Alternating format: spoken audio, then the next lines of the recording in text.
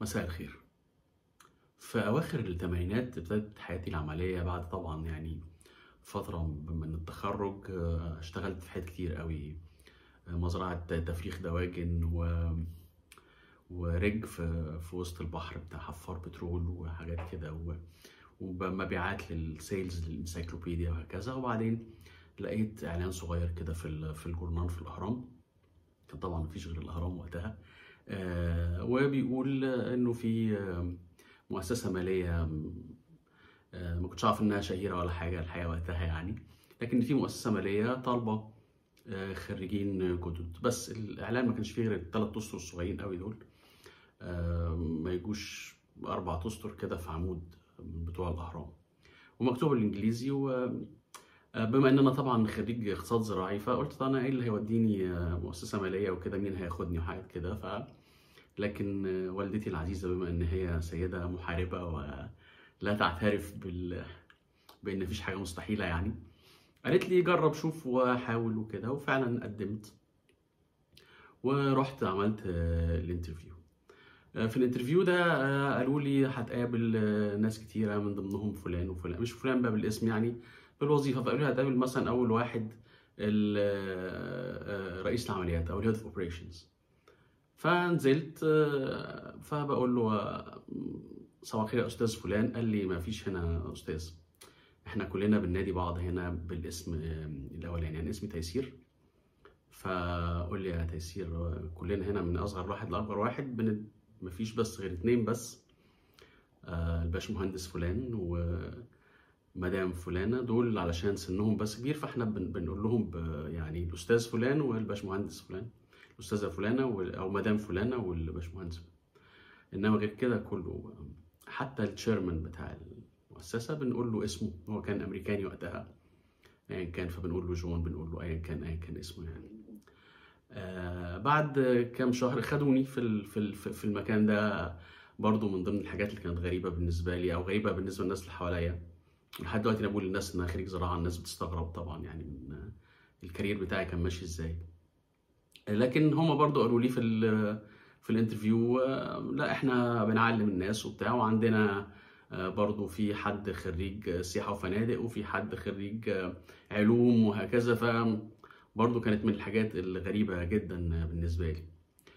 بعد كده 2 3 ولقيتهم كل بيدوني كتاب كده، يقولوا لي خد بقى اقرا الاجزاء دي من الكتاب ده. ايه الكتاب ده يا جماعه؟ قالوا لي ده البايبل بتاعنا.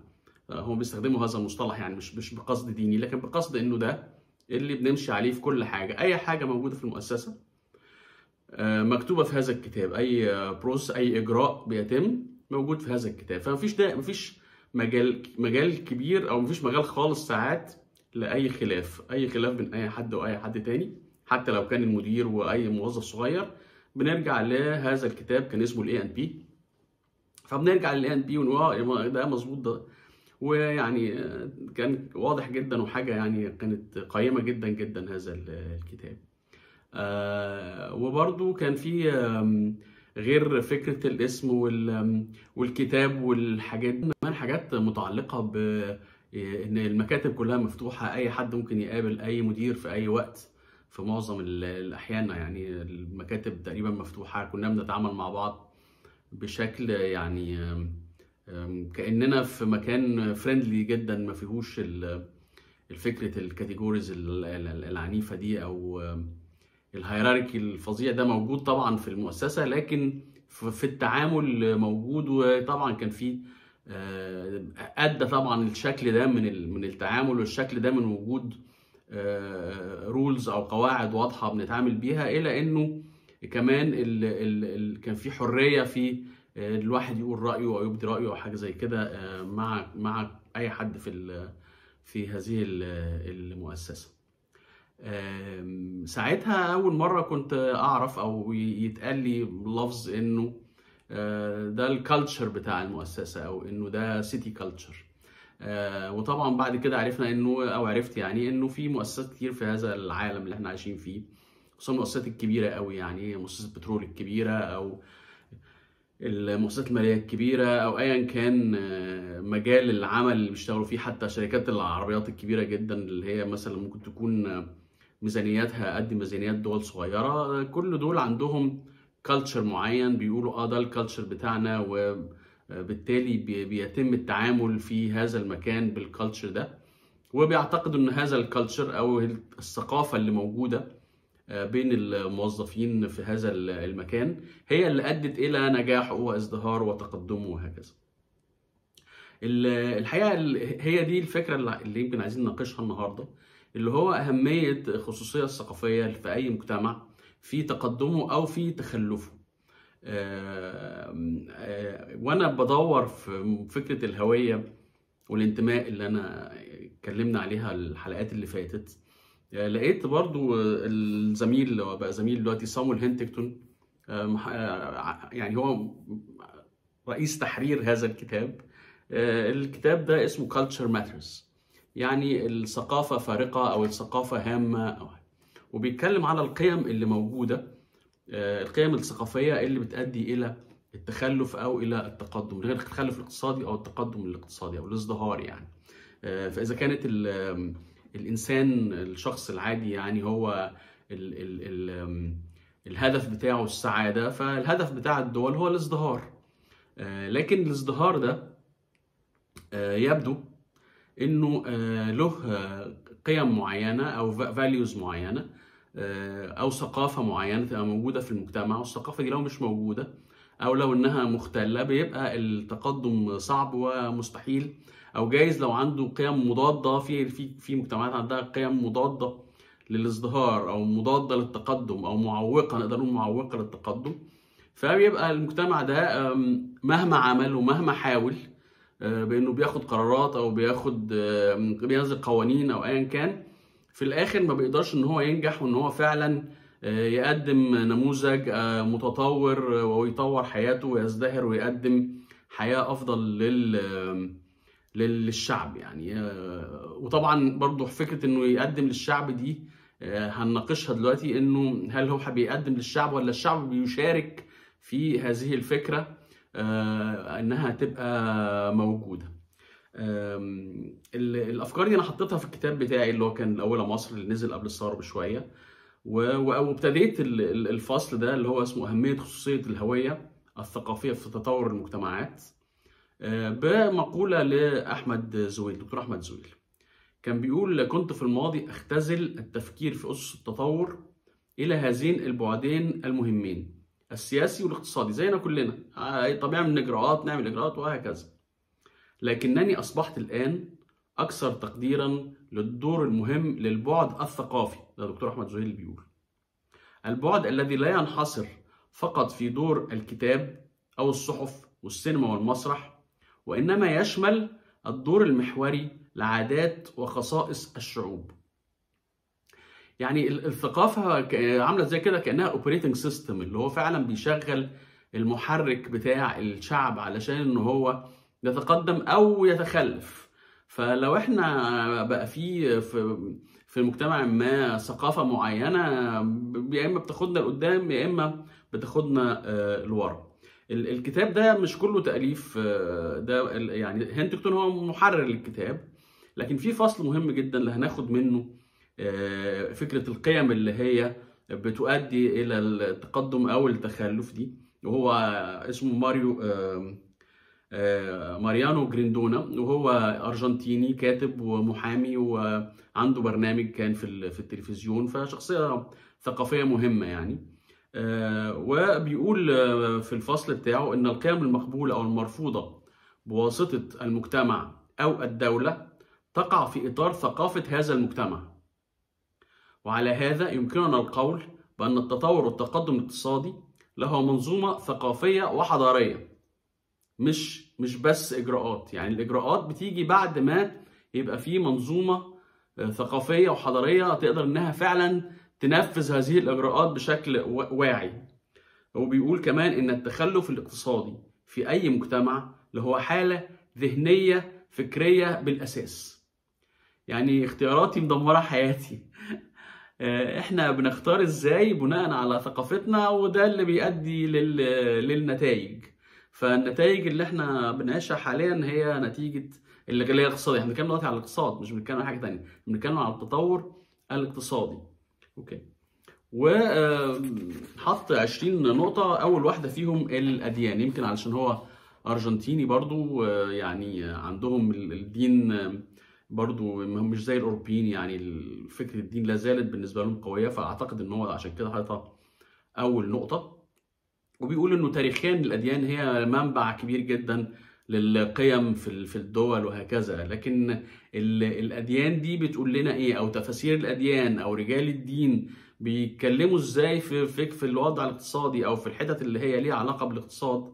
فبيقول في الدول المقاومة للتطور الفقر بيبقى ابتلاء والغنى بيبقى خطيئة، لكن في الدول اللي هي بتقدر انها تتطور وتتقدم بيبقى في توازن بين الرؤية للغني والفقير، ما بيبقاش في فكرة انه الفقر ده يعني ابتلاء من ربنا إلهي، ولا ان الغنى ده برضو حاجة جاية من السماء. الغنى نتيجة برضو العمل والجهد. طبعا احنا عندنا في الفترة ال50 سنة او ال70 سنة اللي فاتوا مشاكل أكبر من كده بكتير من وجهة النظر الفكر الديني اللي ساد في مصر، وده يمكن يعني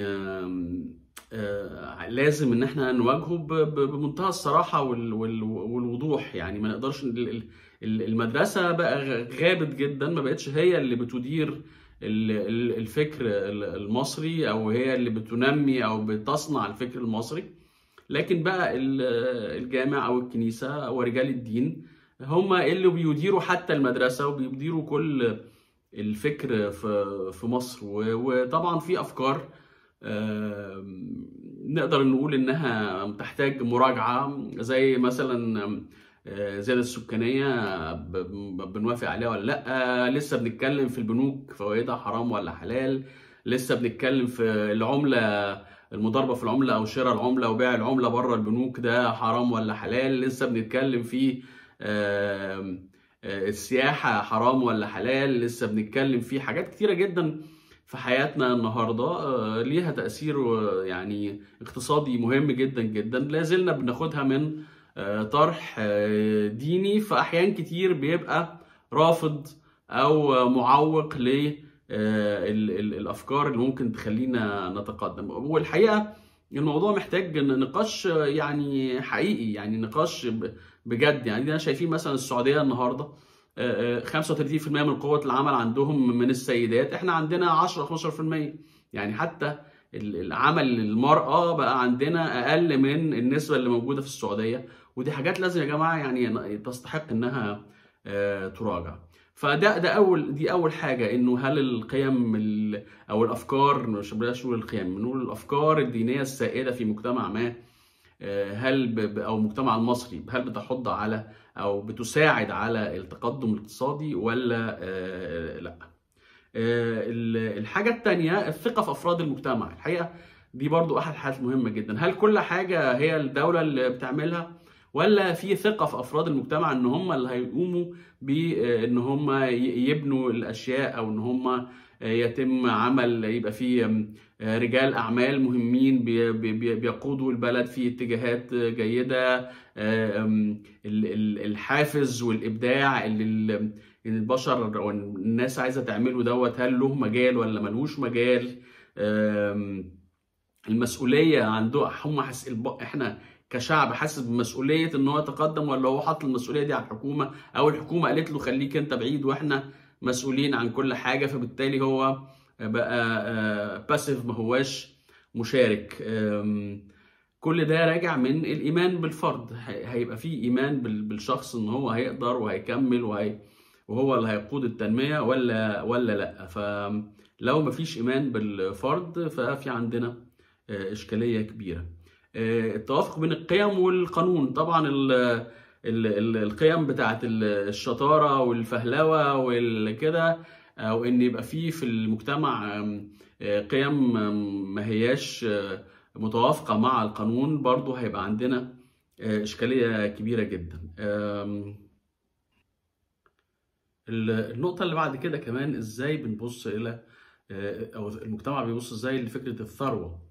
هل الثروة هي الارض او الاشياء اللي هي يعني، ولا هي الابداع؟ الدول اللي هي عندها قابلة للتطور والتقدم والازدهار، هي بتشوف ان الابداع هو الثروة الأساسية، وانه الاسس دي ممكن او ان زي اليابان كده مثلا ما عندهاش موارد طبيعية كتيرة، لكن عن طريق الابداع والحرية والناس انها تقدر تتحرك يعني في المجتمع، بتقدر ان هي تنتج وبانها تزدهر وتتقدم. برضو فكرة هل احنا عندنا الافكار اللي سايدة هي فكرة التعاون والولاء والاتحاد والكلام ده، ولا فكرة المنافسة؟ فكرة المنافسة بتشوفها بعض المجتمعات ان هي دي نوع من التعاون، لان احنا بنتعاون عشان نخرج افضل شيء في المجتمع، وده لازم يتم عن طريق طبعا المنافسة. لكن طول ما احنا بنتكلم في فكرة الولاء والتعاون وهكذا، ما بيكونش فيه تقدم، او يعني بتبقى مش الدولة مش قابلة للتقدم. كمان بالنسبة لفكرة عدالة التوزيع، الدول اللي هي المقاومة للتقدم يعني بتهتم بالمواطنين الحاليين، والاستهلاك طبعا بيبقى استهلاك قوي جدا ودائم، لكن الدول المتطورة بتاخد في الاعتبار الأجيال اللي جاية، وبالتالي بتحاول إنها تستهلك أقل وتدخر أكتر.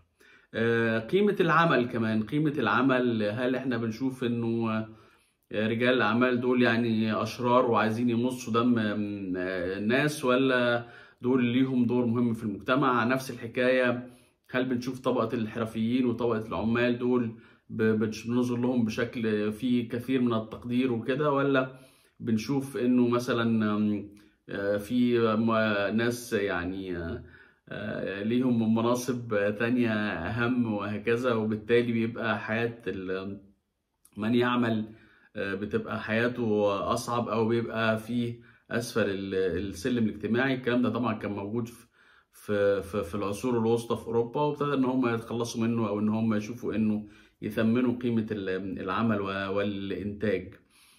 طبعا برضو فكرة إيه هي الحاجات اللي إحنا ممكن كمجتمع نوافق عليها، وإن إحنا نرفضها تماما. أكتر شيء طبعا مرفوض في المجتمعات اللي هي مقاومة للتطور هو الهرطقة، ان واحد يبقى متشكك، او ان هو يقول يا جماعة لا ده ممكن ما يبقاش كده، او ده مش صحيح، او ايا كان. دي عملية غير مقبولة على الاطلاق. طبعا احنا عندنا امثلة زي فرج فودة اللي تم قتله، وزي نجيب محفوظ اللي برضه حصلت محاولة قتله وضربه بالسكينة في رقبته وهكذا. فاي حد بيحاول ان هو يفكر بره الصندوق زي ما بنقول بيتم معاقبته عقابا شديدا، وده طبعا بيبقى في كل المجالات مش بس في المجال ده بس. لكن لو حد قال يا جماعة المنظومة الفلانية عايزة تتغير أو كذا، ممكن يتعمل بشكل أحسن، برضو بتبقى نفس الحكاية، فيها إشكالية كبيرة، وبتبقى الدولة يعني غير قابلة للتطور والإبداع والازدهار، أو مقاومة للازدهار. برضو فكرة التعليم برضو اللي بيخلي البني آدم هو اللي يفكر، وهو اللي يتساءل عن الأشياء أو كذا، ولا احنا عندنا تعليم ماشي مع حفظت صم؟ يعني حفظت صم دي يعني ايه؟ أقصى درجات النجاح إن الواحد يحفظ صم. فطبعا الحفظ الصم ده في الاخر نتيجته مش جيده. جايز بيجيب احسن درجه في الامتحان، لكن في منطق الازدهار والتقدم بيبقى من اسوأ الاشياء ان احنا نحفظ صم ونروح حاطين بس اللي كتبناه اللي حفظناه على الورق. برضو النظريات برضو جريندونو بيقول انه الناس بتفكر بقى في الكون وما بعد الورائيات والكلام ده كله، ويعني لما نتغلب في الكورة نذبح خروف او نذبح عجل او يعني حاجات زي كده، ونتكلم على انه الجون ما بيخشش علشان الحسد، او دول اللعيبه بتاعتنا اتعورت علشان معمول لهم عمل سفلي او حاجات زي كده. فدي اشياء برضو تستحق ان احنا نعيد النظر فيها. في كل المجتمعات في طبعا افكار زي دي، لكن لما تبقى هي دي الفكره المسيطره على المجتمع وبيتم ان احنا نتكلم فيها كأن دي هو ده الطبيعي وده الوضع العادي، اعتقد ده محتاج شويه تغيير. المجتمعات المتطورة بتهتم بإن العمل بيتم في ميعاده ويتم بإتقان ودأب وهكذا، لكن المجتمعات اللي هي مش يعني مقاومة للتطور ما بيفرقش معاها قوي، يعني جيت بعد العصر، جيت بعد الغداء، جيت أيا كان الوقت مش مهم قوي. يوم 15 يمكن يبقى بيتحول يوم 25 أو يتحول للسنة اللي بعدها. فالدأب والدقة والموعد المحدد وهكذا دي حاجات مهمة جدا علشان فعلا الدول تتقدم، مبقاش عندها معوقات. الحياة طبعا ناس كتير قوي بتستنى الحياة الآخرة علشان إنها تبقى هي دي المكان اليوتوبيا اللي يعني هتتحقق، مش الحياة الدنيا. الحياة الدنيا صعب جدا يتم فيها اليوتوبيا. فده برضو أحد الحياة الشديدة جدا، اللي هو ارتباطنا المرضي بالماضي، أو بماضي نعتقد إن هو يعني مقدس، وكمان ارتباطنا الشديد بإنه لا، المستقبل البعيد قوي اللي هو بعد الموت هو اللي هيبقى في ان شاء الله الازدهار وفي الحياه الجيده، مش الحياه الحاليه اللي احنا فيها نقدر ان احنا نخليها حياه افضل. برضو فكره العقل، هو مسميها العقلانيه الحقيقه، اللي هو ان المجتمع بيتقدم خطوه خطوه عن طريق ابداع ومشاركه الافراد ودخولهم في سوق العمل ودخولهم في الابتكار وهكذا. لكن مجتمعات تانية بيبقى المشروع القومي أهم من التقدم اللي هو واحدة واحدة دوت. في مشروعات الكبيرة جدا هي الحلم الكبير، ولو المشروع ده ما حصلش في دايما في مشروع اللي بعده واللي بعده واللي بعده وهكذا. وبالتالي برضو زي ما قلنا ان الافراد مشاركتهم بتقل، وبتبقى مشروعات محتاجة يعني الدولة بس هي اللي تعملها، والحلم دايما في حلم ورا التاني ورا التالت. القانون بيبقى غايب في المجتمعات اللي هي غير قابلة للتطور. القانون بيبقى غايب، بيبقى المسيطر أكتر هو الأقوى في هذا المجتمع، إنما سيادة القانون بتبقى بعافية شوية، ما تبقاش هي المسيطرة، وبالتالي بيبقى في حالة من عدم الاستقرار في المجتمع، لأن مفيش ANP، مفيش منظومة واضحة كل المجتمع بيعتمد عليها. برضو الناس أو المجتمعات أو الشعوب اللي عايشة في مجتمعات مقاومة للتطور بتشوف العالم إن هو يعني مكان للتعذيب يعني، أو مكان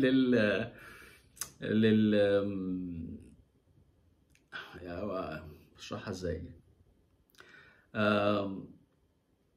مكان مسيطر عليهم جدا، وفي قوى قاهرة عليهم معظم الوقت، ما يقدروش ان هم يتعاملوا معاها او ان هم يغيروها. وبالتالي بيبقوا يعني اكثر ميلا للتطرف، او ان هم يلجأوا بقى للسخرية على حياتهم واوضاعهم الحالية. النظرة للحياة، المجتمع قابل للتطور بيبقى الإنسان حاسس إن هو بطل حياته، هو يقدر إن هو يغير حياته وهو البطل فيها، ولو اشتغل هيوصل لمكانة جيدة ومحترمة. لكن في المجتمعات المقاومة للتطور بتبقى الحياة هي اللي بتتحكم في البني آدم، وبيبقى حاسس إن هو مش قادر إن هو يغير حياته. في الثقافات كمان اللي هي مقاومة للتطور بيبقى التفاؤل ده، أو الشخص المتفائل ده بيبقى يعني اللي عنده واسطة، أو اللي هو يعني بيؤمن بالحظ، أو بيؤمن بأنه القدر هو اللي هيديله كل حاجة. لكن في الثقافات المتطورة بيكون التفاؤل من نصيب اللي حاسس إن هو بيجتهد، وإن اجتهاده ده هيجي فعلا بنتيجة حقيقية. النقطة الأخيرة طبعا في الدول المتطورة تتبنى مبادئ سيادة القانون وفصل السلطات والديمقراطية، بينما الدول اللي هي مقاومة بتبقى بالنسبة لها الحاجات دي يعني رجس من عمل الشيطان. النقاط ال20 تقريبا اللي احنا قلناهم دلوقتي دول، لو نقدر نبص عليهم تاني كده هنقدر نشوف احنا في مجتمعنا المصري قد ايه احنا قريبين من القيم اللي هي بتحض على او بتساعد على التطور، او العكس ان احنا المجتمع محتاج ان هو يغير من ثقافته والقيم اللي هو شغال بيها النهارده، علشان يقدر ان هو يبقى عنده مناخ مناسب يقدر ان هو يتطور ويحقق الازدهار من خلاله. في الحلقات اللي جاية هنحاول ان احنا نتكلم على افكار تانية ليها علاقة برضو بالثقافة واثرها الهام على تطور المجتمع الاقتصادي بالذات وازدهاره، ودي الحاجة اللي يمكن بتهمنا دلوقتي. ونشوف دكتور طه حسين قال ايه في كتاب مستقبل الثقافة في مصر، وكمان كان في مقال مهم جدا ليوسف إدريس، أهمية أن نتثقف يا ناس. ودكتور زكي نجيب محمود كمان كتب مجتمع جديد أو الكارثة. لكن للأسف الشديد احنا لا ننتبه إلى اللي كتبوا كتابنا الكبار دول، ولسه بندور في دايرة مفرغة من الإجراءات اللي مفيش ثقافة أو قيم بتساندها علشان نقدر نحقق الازدهار الحقيقي لبلدنا. ألف شكر.